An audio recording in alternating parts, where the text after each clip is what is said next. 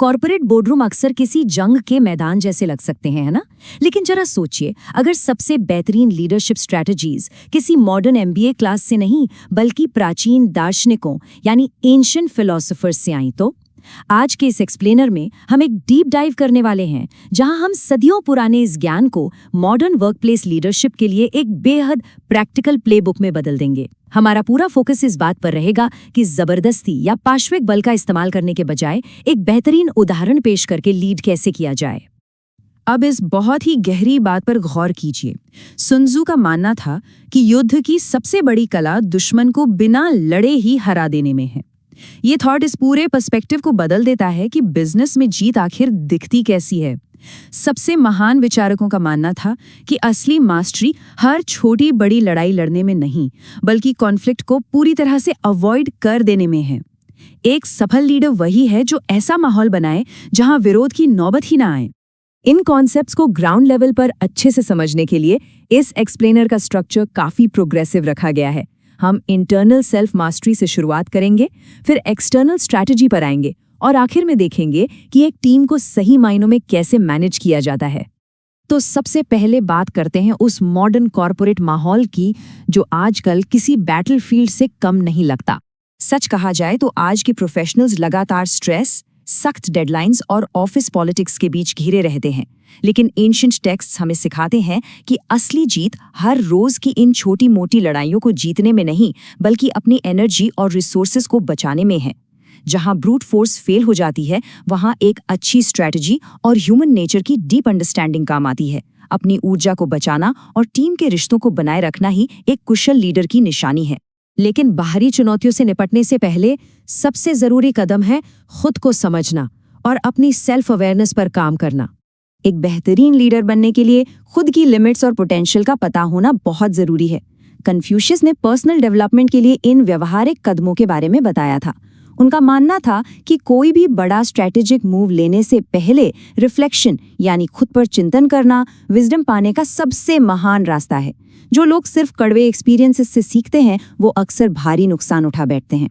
इस कहावत को ही ले लीजिए कि खारे पानी में डूबी हुई सबसे अच्छी तलवार भी आखिरकार जंग खा जाएगी। ये एक बहुत ही शानदार मेटाफर है जो हमें वार्न करता है कि अगर ध्यान न रखा जाए तो सबसे मजबूत नींव भी कमजोर पड़ जाती है। अगर उस मेटाफर को हम आज के मॉडर्न बोर्डरूम से कनेक्ट करें तो इसका मतलब बड़ा सीधा है। चाहे आपका फाउंडेशन कितना भी स्ट्रॉन्ग क्यों ना हो, अगर आप लगातार अपने स्किल्स को अपग्रेड नहीं कर रहे या टीम के साथ अपने रिलेशंस का ख्याल नहीं रख रहे, तो आपका पोटेंशियल वेस्ट हो जाएगा।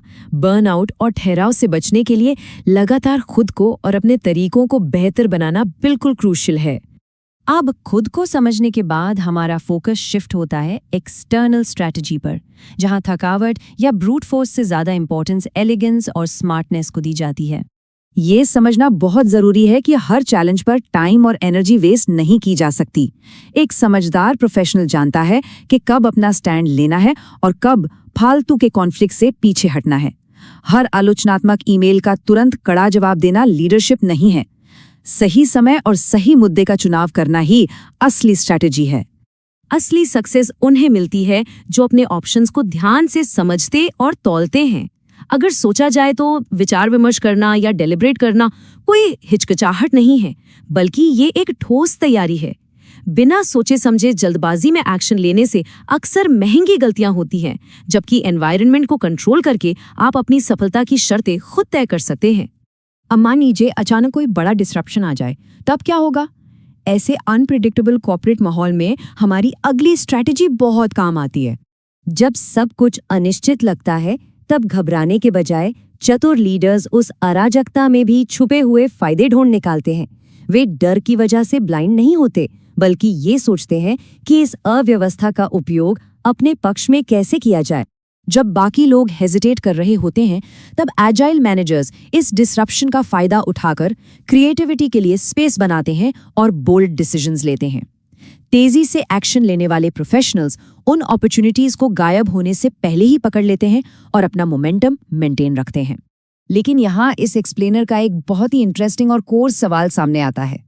आखिर एक सच्चा लीडर बिना लड़े, बिना किसी फोर्स के जीत कैसे हासिल करता है? ये सवाल टीम मोटिवेशन और इंटरपर्सनल डायनामिक्स को पूरी तरह से रीडिफाइन कर देता है।